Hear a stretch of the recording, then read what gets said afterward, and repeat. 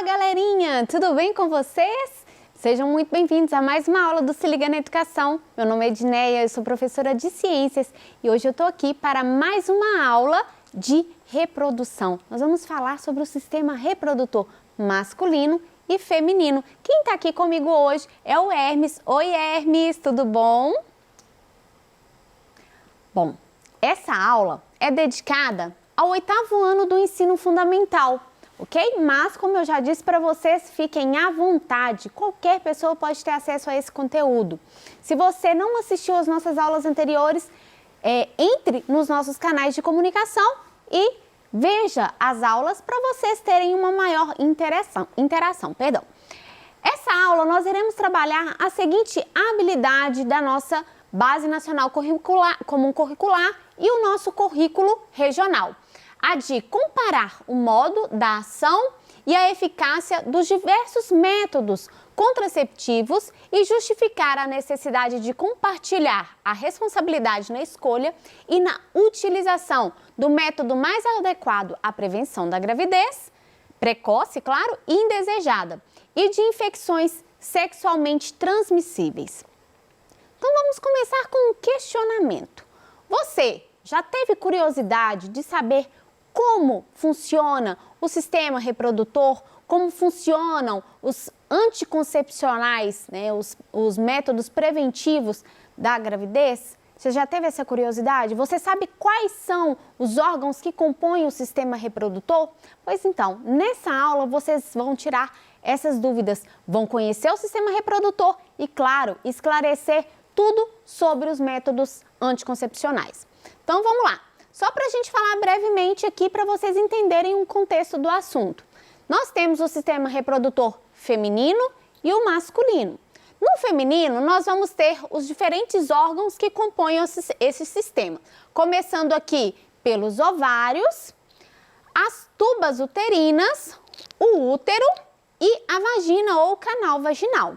Já no sistema reprodutor masculino, são diferentes, né? Nós somos anatomicamente diferentes dos homens. Nós vamos ter o saco escrotal contendo o testículo, vamos ter as glândulas prostática, a vesícula seminal, nós vamos ter a bexiga aqui em cima, um órgão oco, que faz parte do sistema excretor, mas anatomicamente vocês conseguem visualizar melhor aqui, o pênis e a uretra, que faz parte do sistema excretor também, mas que no homem, diferentemente da mulher, vai sair pelo mesmo canal, né? Na mulher nós temos o canal vaginal e da uretra separada. Aqui no homem, tanto o sêmen quanto a uretra vai sair pelo pênis.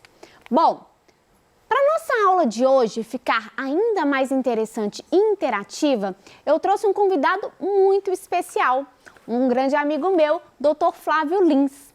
Ele é ginecologista e obstetra, formado pela Faculdade da Bahia, da Universidade Federal da Bahia, ok? Formado por honras, tá, pessoal? Ele é especialista em ginecologia e obstetrícia, né? Fez a residência pelo IPSENG, correto, Flávio? Isso. Ele fez também parte da formação dele de graduação em Melbourne, na Austrália, pelo programa do Ciências Sem Fronteira. E atualmente ele faz uma pós em sexologia e trabalha em serviços de urgência e emergência, obstetrícias, ginecológicas, aqui na região metropolitana de Belo Horizonte. É natural da Bahia, né, Flávio? Isso. Natural da Bahia. Veio para BH quando? Eu cheguei aqui em 2017. 2017? Isso. Chegou e ficou? E fiquei. Gostou, né, gente, das terras mineiras? Bom, então, com o Flávio aqui, nós vamos tirar as nossas dúvidas com relação ao sistema reprodutor e, claro, aos métodos anticoncepcionais. Vamos lá, Flávio? Vamos sim. Vamos para a primeira pergunta, então. Onde são produzidos os gametas, as nossas células gaméticas? Deixa eu trazer uma imagem aqui para você. Com a imagem vai ficar mais fácil, né, da gente ver. Então, certeza. para a gente começar aqui, né, primeiramente, boa tarde, obrigado pelo convite, é um prazer estar aqui. Que bom, prazer é nosso. Aqui, só passando rapidamente mais uma vez, esse seria um corte, né, anterior do sistema reprodutor feminino, né, e respondendo a pergunta onde que é produzido o gameta, né, onde que ocorre a gametogênese feminina, que seria no ovário. Lembrando que são 2 ovários, um de cada lado, 2 tubas, e aqui o útero, né? Então, esse óvulo, né, que é o gameta feminino, vai ser produzido aqui, lançado pelo ovário e vai ser capturado pela tuba uterina, né? Essa daqui é as fímbrias da tuba uterina e aí esse óvulo vem para cá, que teoricamente é onde ele vai encontrar o gameta masculino, que vai ser produzido no testículo. Vamos Deixa eu passar aqui. mostrar lá. Essa aqui. Aí a gente volta lá naquela imagem, né, do sistema reprodutor masculino, aqui um corte lateral de perfil, né, o testículo aqui dentro da bolsa escrotal, onde vai ser produzido o gameta masculino, que vai viajar aqui pelo ducto deferente, passa por aqui e encontra junto, né, com a uretra e sai pelo pênis para que ocorra a fecundação. Voltando aqui no sistema reprodutor feminino, né, o gameta foi produzido aqui, o espermatozoide vai chegar aqui à vagina, né? Vai chegar, vai adentrar, passar pelo útero. Normalmente essa fecundação ela ocorre aqui, na tuba uterina. Bem no finalzinho mesmo, Flávio, ou mais para cima? Mais aqui mesmo, para a ampola. E aí depois ele vem viajando para poder implantar dentro da cavidade uterina. Lembrando, pessoal, que essa tuba aqui, ó, a anatomia dela, ela tem como se fossem cílios, né, Flávio? Isso. Que irão ajudar a conduzir o embrião, né? Após a fecundação, a gente já tem uma formação, início da formação de um embrião, vai ajudá-lo, perdão, não, né? Só depois que ocorre a fecundação, que ele implanta ali que vai ser embrião, tá, gente? Isso. Vai ajudar esse óvulo a chegar no útero. Então, a anatomia dele é toda ciliada, permitindo, assim, que o caminho seja facilitado até a chegada aqui do útero. E só para complementar também, e para relembrar um conteúdo, nós falamos dos gametas, né? Gametogênese. O que seria isso? Os gametas são as nossas células, no caso do ser humano, espermatozoide e óvulo, que irão dar origem ao feto, né? Ao ser humano. Então, só após acontecer a fecundação. E para isso, essas células precisam ser células haploide, ou seja, elas têm que ter a metade de cromossomo, porque nós vamos ter metade que vai vir do pai, metade que vai vir da mãe. Então, 23 cromossomos de um, 23 cromossomos de outro, que vão juntar e vão formar, então, essas células gametóticas, ok? Vamos lá para a próxima pergunta. Bom, como se dá o desenvolvimento embrionário? Excelente pergunta, né? Como se dá o desenvolvimento embrionário? Você quer que volta na outra imagem? Acho que a gente pode voltar na imagem. Do sistema reprodutor feminino, né? Isso. Que vai ser uma continuação, mais ou menos, do que a gente começou, né? A gente teve a ovulação, encontrou com o espermatozoide na tuba, onde se ocorreu a fecundação do óvulo pelo espermatozoide. Ele vai viajar por essa tuba, sendo ajudado pelos cílios, né? Com esse que vai fazendo como se fosse um fluxo mesmo para ajudar esse óvulo, empurrando ele mais ou menos para chegar aqui dentro do útero. E enquanto ele está passeando por aqui, ele vai sofrendo o processo de clivagem, né? E se desenvolvendo até ele se formar na mórula, que aí ele já vai ter chegado aqui mais na cavidade uterina e é onde vai ocorrer a nidação. Nidação é justamente o processo de fixação, digamos assim, desse óvulo aqui dentro do útero, que aí vai formar o zigoto, o embrião, né? E aí depois desse processo de nidação, esse material genético ele vai continuar se desenvolvendo, vai formar blastocisto e aí vai dar também origem aos outros tecidos embrionários, né? Que no final, mais para frente, vai desenvolver o sistema reprodutor, o sistema digestivo, respiratório, né? Sistema neurológico e até ir completando todo o desenvolvimento do bebê. Ótimo. Aproveitando o gancho aqui também, só para a gente poder relembrar mais uma vez, né, no desenvolvimento embrionário, a gente vem de uma única célula, como eu disse para vocês. Tem a junção do espermatozoide com o óvulo, juntou, vai dar origem a uma célula completa, né, que seria a célula diploide, com 46 cromossomos. Bom, durante esse desenvolvimento, mesmo vindo de uma única célula, as células vão sofrendo constantes transformações, né, Flávio? Que Sim. vai dar origem a esse ser enorme que é aqui que vos fala, Edneia, e a você que está aí assistindo a gente. Então, o desenvolvimento, pegando o gancho da pergunta, quanto tempo mais ou menos que demora, Flávio, esse desenvolvimento para ocorrer o processo de nidação até a parte final? Do processo de nidação até a parte final, a gente uma gestação normalmente ela dura mais ou menos 41 semanas. A gente calcula a data provável do parto para 40 semanas de gestação. Claro que isso vai variar de acordo com cada pessoa, porque a gravidez ela é muito dinâmica. Em alguns casos a gente tem pacientes com hipertensão, pressão alta, diabetes. Nesses casos, às vezes, a gente precisa antecipar o parto. Mas, considerando uma gestação habitual, de risco habitual, como a gente chama, é um processo que vai mais ou menos até 40, 41 semanas de gestação. E normalmente conta pela última data da menstruação, correto? É isso, a gente calcula pela data da última menstruação ou pela datação do primeiro ultrassom da gravidez. A gente compara os dois e aí vê qual que é mais fidedigno, né? A gente tem alguns critérios e aí, a partir desses critérios, a gente define se a gente vai usar a data da última menstruação ou o primeiro ultrassom. E, a partir daí, a gente calcula a idade desse bebê. O primeiro ultrassom ele é o mais importante porque, no início, todo mundo é muito parecido. Todo mundo era aquela massinha ali de célula, né? Mas, com o passar do tempo da gestação, cada bebezinho ele vai adquirir suas próprias características. Alguém vai ser mais alto, alguém vai ser mais gordinho, alguém vai ser mais baixo. Então, os ultrassons mais da frente, eles não são tão fidedignos para a gente dizer quanto tempo tem esse bebezinho. Por isso que o primeiro de todos é o mais importante. Quanto antes fizer, o quanto antes, melhor. A partir aí da sexta semana, mais ou menos. Sexta semana já dá para ver de gestação. Ótimo. Muito bem esclarecido. Obrigada, Flávio. Vamos voltar aqui para ver qual que é a próxima pergunta. Bom,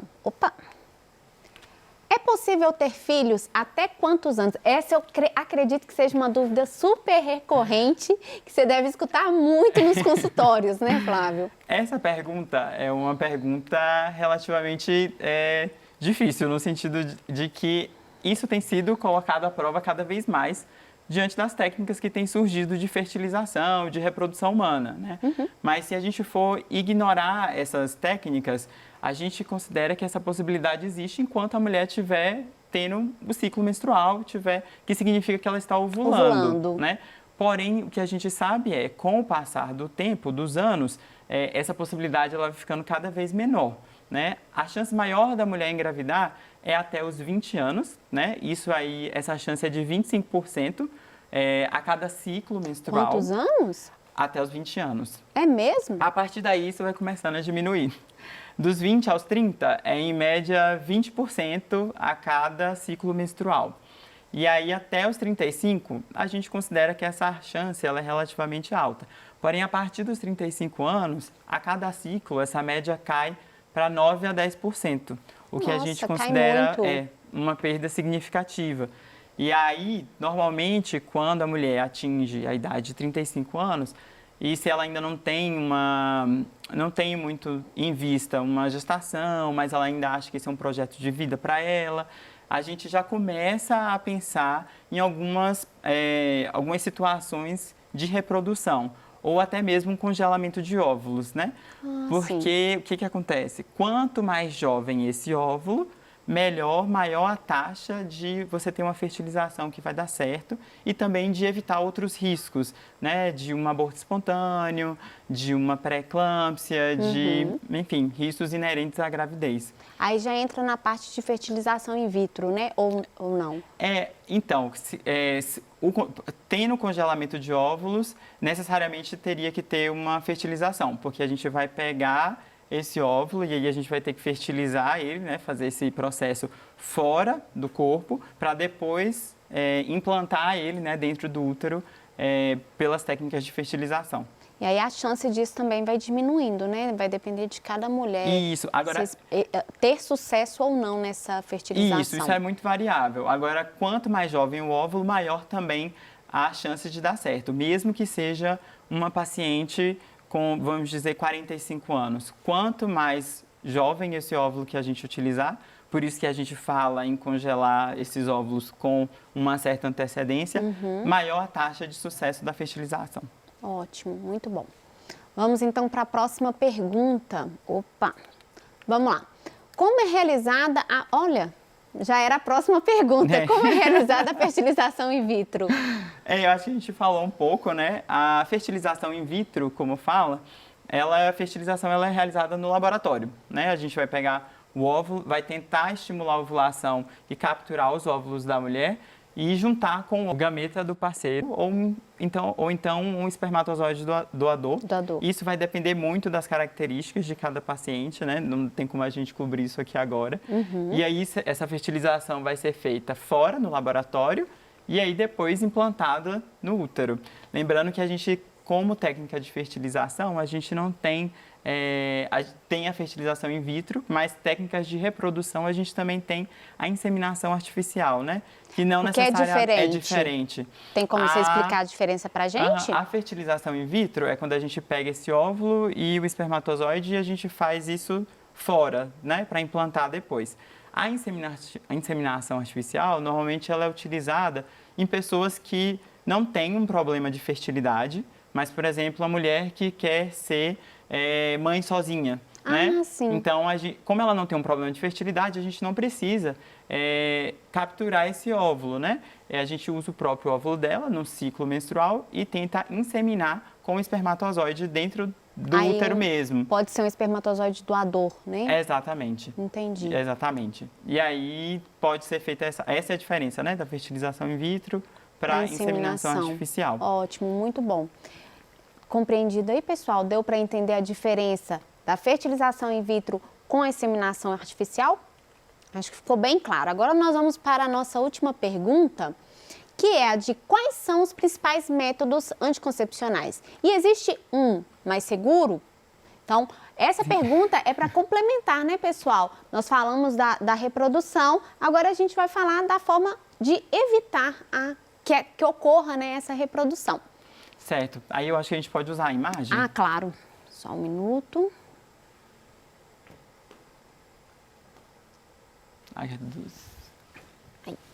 Bom, dos métodos contraceptivos atuais, né? A gente tem vários métodos. Pílula anticoncepcional, método injetável, que é como se fosse uma vacina, mas que também são hormônios que funcionam como uma pílula, digamos assim, né? Tem a camisinha, que são os métodos, que é um método de barreira, que é não hormonal. E lembrando que a gente tem dois tipos de camisinha, né? Que antigamente era chamado de preservativo masculino e feminino. Hoje em dia a gente já tem uma nova nomenclatura, que é de preservativo externo, que é o preservativo masculino, e o preservativo interno, que é o preservativo feminino. Por que ele é chamado de interno, né? Esse daqui é o preservativo feminino, ele é inserido na vagina, né? E a partir dele acontece a relação sem ter contato entre as mucosas, né? Para que haja proteção para as infecções sexualmente transmissíveis. Lembrando também que além da pílula e dos injetáveis, a gente também tem os DIUs, né? Que eu acho que estão ficando cada vez mais famosos. Mais frequentes. E aí, só para a gente exemplificar um pouco aqui, esse daqui seria uma cavidade uterina, esse daqui é um tipo de DIU, né? E aí seria o DIU dentro da cavidade uterina, ele fica lá dentro, né? E esse daqui é um outro tipo de DIU, que esse daqui é só um exemplo de insertor, porque a gente precisa entrar na cavidade do útero para colocar o DIU lá, né? Então a gente insere por aqui, chega lá dentro do útero, na verdade, e aqui dentro a gente vai abrir o DIU. E aí ele está aqui na pontinha. Esse é o exemplo do DIU. Ele fica lá dentro, obviamente, aqui as proporções são estão bem um diferentes. pouco alteradas. Mas esse daqui é o DIU. Esse é um exemplo de DIU, tem outros tipos, né? Lembrando que a gente tem os DIUs que têm hormônio e os que não têm hormônio, né? Que é principalmente o DIU de cobre. A sigla DIU, só para ficar claro aí, é dispositivo intrauterino, tá, pessoal? Exatamente. Intrauterino porque ele vai ficar lá dentro do útero. Lembrando também que tem os métodos cirúrgicos, que são definitivos, de a ligadura das trompas na mulher e tem também a vasectomia, que a gente corta, faz a secção do ducto deferente do homem. Ótimo. Bom, pessoal, se você ainda ficou com alguma dúvida, vocês podem nos encontrar, né, no Tira Dúvidas toda quinta-feira ao vivo. E caso vocês queiram tirar mais alguma dúvida, procurem o Dr. Flávio nas redes sociais, que vocês vão encontrá-lo lá também. Muito obrigada pela sua companhia, muito obrigada, Dr. Flávio, pela presença, pelas suas explicações. Bom, pessoal, a gente fica por aqui. Até a próxima aula e não se esqueça, na nossa próxima aula nós iremos falar sobre as infecções sexualmente transmissíveis. Até lá!